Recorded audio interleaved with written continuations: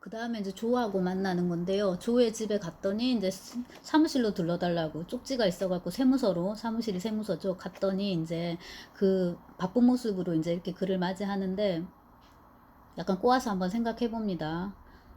서장실에 앉아있는 자기의 모습을 보여주고 싶은 거다. 아니 내가 비꼬아서 생각하고 있는지 모른다. 나는 고쳐 생각하기로 했다. 그는 세무서장으로 만족하고 있을까? 쭉쭉쭉쭉. 그는 무진에 어울리는 사람이 아니다. 아니 나는 다시 고쳐 생각하기로 했다. 등등등. 그래서 보시면 여러분 완전 자의식 폭발입니다. 그래서 이런 소설은 어느 문화권이나 네, 하나씩은 있는데 딱 하나 두 개 정도만 있는 것 같아요. 이런 게 이제 많으면은 우리도 읽기가 버겁고 짜증이 나기 때문에 이제 하나 정도로 우리는 김승옥을 이제 갖고 있는 거고요. 그 다음에 이제 사무실을 갔더니 이제 조가 나를 맞이합니다. 근데 조가 지금 엄청나게 바쁜 거잖아요. 그러고 이제 그 조를 보면서 윤희중이 생각하는 게 조의 저 모습이 서울에 있는 나다라는 거예요. 자기가 바쁘다는 거를 남한테 과시할 생각, 겨를도 없을 만큼 바쁜 이제 그 모습이죠. 그래서 그 185쪽에 보시면은 그러나 그의 얼굴은 그 바쁜 것을 자랑스럽게 여기고 있었다. 바쁘다. 자랑스러워 할 틈도 없이 바쁘다. 그것은 서울에서 나였다. 그만큼 여기는 생활한다는 것에 서툴 수 있다고나 할까? 바쁘다는 것도 서투르게 바빴다. 여러분 요거는 진짜 지방 출신으로서 서울에 사는 사람이 지방에 자기 고향에 갔을 때만 느낄 수 있는 이제 그런 정서입니다. 가면은 이제 부산도 우리나라 제2의 도시인데 버스도 촌스러워 보이고 사람들도 촌스러워 보이고 여자들의 옷차림도 유행이 뒤처져 보이고 네, 지하철 안에 풍경도 마찬가지고 사람들도 어딘가 더 이제 왁살스러워 보이고 이제 이렇게 되는데요. 그거를 이제 보는 거죠. 근데 이제 여기서 그 윤희중의 이제 특이점이라면은 한 걸음 더 나아가서 그들의 그 모습에서 나 자신의 이제 모습을 보는 거. 어떤 의미에서는 이제 자기가 버리고 온 과거라고 이제 생각을 하는데 혹은 그렇게 생각하고 싶어 하는데 친구 조를 보는 순간 아 저것이 바로 서울에서의 내 모습이구나라고 이제 생각하면은 아까 그 장인 생각을 하니까 너무 부끄러워졌다고 말하는 거 하고 비슷하게 조의 이 모습을 봤을 때는 이제 그런 이제 수치심을 이 내적으로 이제 느낄 법하고요. 그 다음에 이제 둘이 나누는 대화를 보면은 상당히 저는 앞서 그 하인숙과의 대화보다는 얘들 이 둘이가 이제 더 재밌던데 참 어쩌냐 하 선생이란 여자는 네 색식감이냐? 내가 물었다. 색식감? 그는 높은 소리로 웃었다. 내 색식감이 그 정도로밖에 안 보이냐?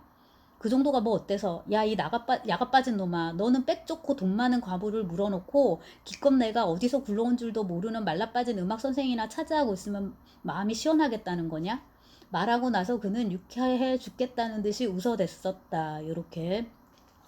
그랬더니 이제 윤희증이 이제 살살 이렇게 친구 길을 세워주는 거죠. 지금 너 정도 성공했으면은 그 정도면 그러니까 사람 하나 똑똑하면 괜찮지 않냐라고 이제 하는데 거기서 조가 보이는 말 있잖아요. 그래도 그게 아닙니다.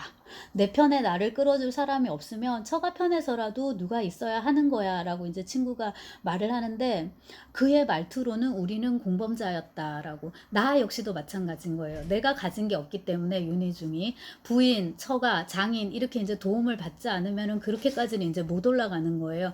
근데 이제 그런 부인을 얻는 것도 자기 재주니까 이 누구야 조 같은 경우에도 지금 일단 자기 머리로 고등고시 패스를 한 것까지 이제 한 거잖아요. 그 다음부터는 이제 인맥, 이 인적 네트워크를 이제 넓히는 수밖에 없는데 그 두 번째 이제 신분 상승의 도구는 결혼입니다. 근데 세상 우습더라. 내가 고시 패스하자마자 중매가 막 들어오는데 그런데 그게 모두 형편없는 것들이거든. 도대체 여자들이 성기 하나를 미천으로 해서 시집 가보겠다는 그 배짱들이 괘씸하단 말이야. 이제 이런 식으로 얘기를 합니다. 그래서 문장 자체도 굉장히 실감나고요. 톡톡 찌르잖아요. 우리의 그 도덕률을. 그 다음에 우리의 양심과 이제 우리도 다 순수하고 싶고 이제 이런 욕구들이 있는데 그걸 이제 콕콕 찌르면서 야, 너도 별 수 없이 속물이잖아. 이제 이걸 이렇게 콕콕 찔러대는데 이렇게 이제 그 조와 결혼하려고 하는 조와 결혼해서 이른바 팔자를 고쳐보겠다고 하는 그런 이제 여성 중에 대표적인 것이 이제 하인숙이다라는 거예요. 근데 벌써 조는 뒷조사까지 다 해봤습니다. 사람 자체는 똑똑한데 여기서 죽어도 누가 하나 거들떠도 보지 않을 거다. 그러니까 뒤에 이제 가문이 없다는 거죠.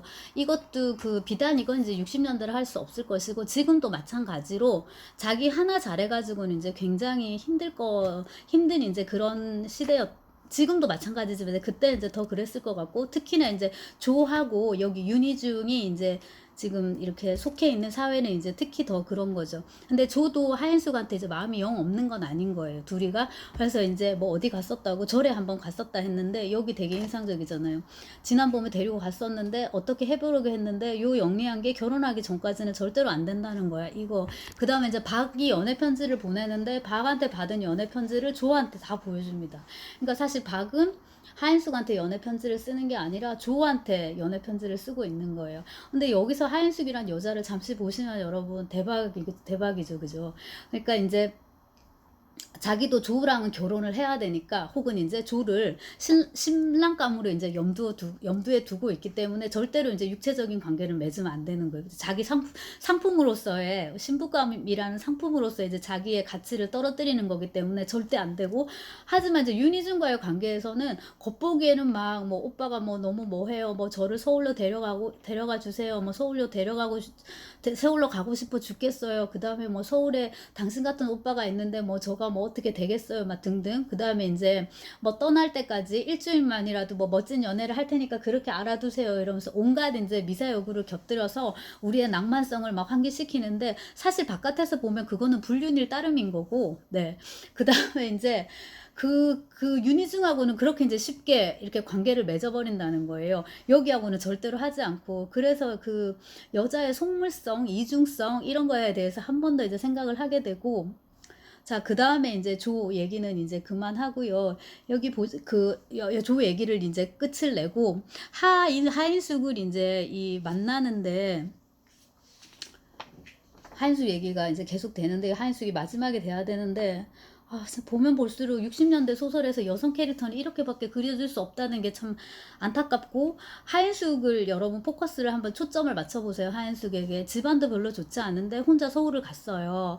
그리고 그 가뜩이나 돈도 많이 들고 뭐뭐뭐뭐 하는 음대를 또 간 거예요. 응? 어디 뭐 법대 이런데, 영문과 이런 데도 아니고 음대를 간 거예요.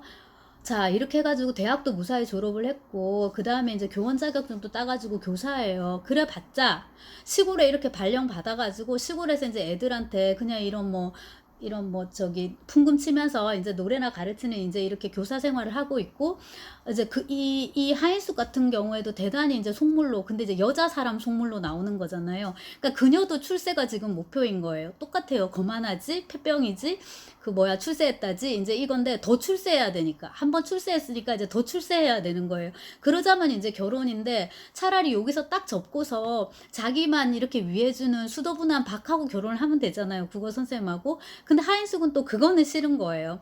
아직도 더 이렇게 야망이 있는 거예요. 더 앞으로 나가고 싶은. 근데 이제 현실적으로 서울을 가가지고 뭐뭐뭐뭐한 이런 사람을 만나는 거는 불가능하다는 걸 알고, 이 안에서 타협하기에 가장 좋은 거는 조 정도인데, 자기 딴에는 이 지금 세무서에 있는 세무서장 조 정도인데, 조는 또 자기 나름의 보셨다시피 시나리오가 있기 때문에 얘가 또 싫은 거예요.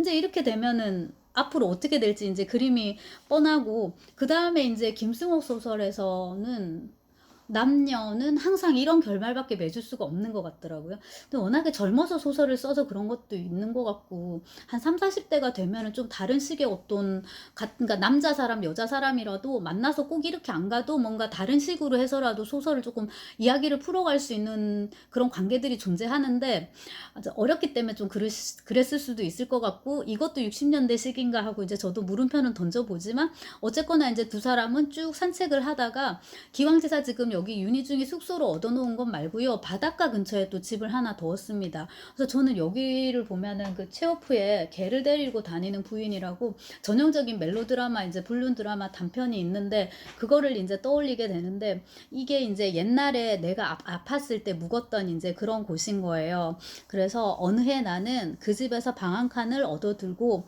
더러워진 나의 폐를 씻어내고 있었다. 어머니도 세상을 떠나간 뒤였다. 이 바닷가에서 보낸 1년 뭐 이렇게 가는데, 그 집에 이제 이렇게 도착을 해서 이제 이렇게 들어가는데요.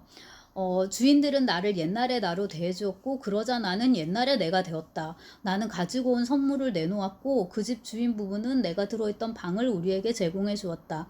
나는 그 방에서 여자의 조바심을 마치 칼을 들고 달려드는 사람으로부터 누군지가 자기의 손에서 칼을 빼앗아 주지 않으면 상대편을 찌르고 말 듯한 절망을 느끼는 사람으로부터 칼을 빼앗듯이 그 여자의 조바심을 빼앗아 주었다. 제가 지금 제대로 읽었나요? 문장이 되게 깁니다. 근데 이거 여러분 쓰인 글로 읽으면은 묘하게 운이 맞아요. 그리고 비유에도 나름대로 공감을 하게 되고, 그 다음에 이제 그 60년대 어떤 성인지 감수성인 거죠, 여러분. 그 여자는 처녀는 아니었다. 이 말을 또 안 써주면 안 돼요. 여성 캐릭터가 나오면 반드시 외모 묘사가 들어가야 되고요. 근데 이거는 이제 모든 소설에 공통적으로 적용되는 건데, 초상화 묘사 이건 되게 중요하니까 그렇긴 한데, 그거에 대한 반드시 품평이 또 들어가야 돼요. 품평이 들어가야 되고, 이제 성적인 가치 부여가 또 돼야 되고, 그 다음에 이제 관계를 하게 되면 반드시 이제 이 문장이 나와야 되는데, 이거는 뭐 김승호뿐만 아니라 옛날에 이재하나 뭐 누구나 읽으면 다 옛날 선생님들은 다 이제 이렇게 쓰셨으니까 불쾌하신 분들은 그냥 그러려니 하시면 됩니다. 제가 이 얘기를 하는 이유는 요 몇 년 전에 한 여학생이 자기 이 소설 죽어도 못 읽겠다고, 이제 이런 것 때문에 너무 불편해가지고. 그래서 그런데 뭐 여러분은 참고 읽으면은 좋은 점을 또 많이 볼 수 있는 소설이거든요. 자, 이렇게 이제 관계를 갖는데, 관계를 갖고 나니까 반말 써요. 그전에는 안 그랬거든요. 인숙이는 왜 그러세요? 뭐 이런 식으로 했는데, 관계를 갖자마자 이제 바로 반말로, 윤희중이 이제 바로 말을 이제 놓는 그 장면도 인상적이고, 그 다음에 이제 방이 너무 덥다고 바닷가로 나가자고, 그래서 이제 정사를 끝낸 다음에는 바닷가로 나간다. 이것도 이 아까 말씀드린 그 체호프의 소설하고 되게 많이 닮아 있어요. 그러니까 그 이제 멜로드라마인 거죠. 그리고 이제 다음 날인데 아침에 이제 눈을 떴잖아요. 떴는데 바로 이제 그 소포가 아니라 전보가 도착해 있는 거예요. 빨리 상경하라고. 27일 회의 참석 필요, 급상경 바람, 0. 이렇게 요즘 같으면 뭐 바로 그냥 스마트폰으로 전화를 하거나 뭐 문자를 넣거나 이렇게 할 텐데, 그렇습니다. 그렇게 하고 이제 이 전보를 상대로 해서 주인공이 하는 말 있죠. 이게 그 대단히 잘 쓴 문장, 여러분 읽어드리겠습니다. 아내의 전보가 무진해 와서 내가 한 모든 행동과 사고를 내게 점점 더 명료하게 드러내 보여주었다. 모든 것이 선입견 때문이었다. 결국 아내의 전보는 그렇게 이야기하고 있었다. 나는 아니라고 고개를 저었다. 모든 것이 흔히 여행자에게 주어지는 그 자유 때문이라고 아내의 전보는 말하고 있었다. 나는 아니라고 고개를 저었다. 모든 것이 세월에 의하여 내 마음속에서 잊혀질 수 있다고 전보는 말하고 있었다. 그러나 상처가 남는다고. 나는 고개를 저었다. 오랫동안 우리는 다투었다. 그래서 전보와 나는 타협안을 만들었다. 그 다음 번이 좋습니다, 여러분. 한 번만, 마지막으로 한 번만 이 무진을, 안개를, 외롭게 미쳐가는 것을, 유행가를, 술집 여자의 자살을, 배반을, 무책임을 긍정하기로 하자. 마지막으로 한 번만이다. 꼭 한 번만. 그리고 나는 내게 주어진 한정된 책임 속에서만 살기로 약속한다. 전보여 새끼손가락을 내밀어라. 나는 거기에 내 새끼손가락을 걸어서 약속한다. 우리는 약속했다. 무슨 약속일까요, 여러분? 그래서 돌아서서 이렇게 전보의 눈을 이제 피하여 편지를 썼습니다. 이게 사랑합니다라고 하인숙한테 이렇게 쓰는 거예요. 왜냐하면 당신은 저 자신이기 때문에, 적어도 제가 어렴풋이나마 사랑하고 있는 옛날의 저의 모습이기 때문입니다. 이렇게 하고 이제 편지를 썼다가 이제 찢어버리고 무진으로 떠나게 되는데, 어릴 때는 이 부분을 되게 절절하게 읽었던 것 같은데, 이걸 사랑처럼 이제 그때는 보였겠죠. 근데 지금 다시 보니까 이 하인숙한테 쓰는 편지가 격하게 진짜 희극적인 거예요. 사랑하고 있습니다, 이거. 자, 그리고 이제 서울에 준비가 되는 대로 소식 드리면 당신은 무진으로 또 와주시고 어쩌고 이러는데, 말도 안 되는 이제 이런 소리인데, 근데 자기도 이제 그걸 아니까 이게 찢어버렸겠죠. 그러니까 아마 우리가 이 소설을 그래도 지금 읽고 있는 걸 거예요. 그래서 이제 이 하인숙과의 관계에 쓰다만 편지를 딱 다 찍고, 결국 전보하고 이제 타협을 하는 거잖아요.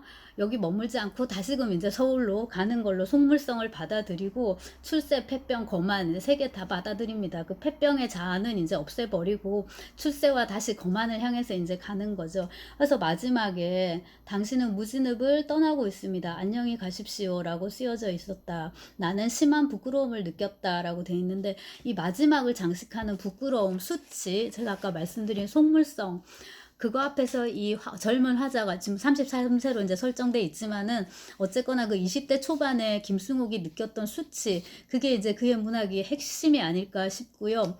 무등기행 자체는 뭐 단편 소설로는 여러분 손볼 데 없이 그냥 뭐 완벽한 작품이라고 볼 수 있겠죠, 그죠? 제가 좀 설명을 잘 못한 것 같기는 합니다만은.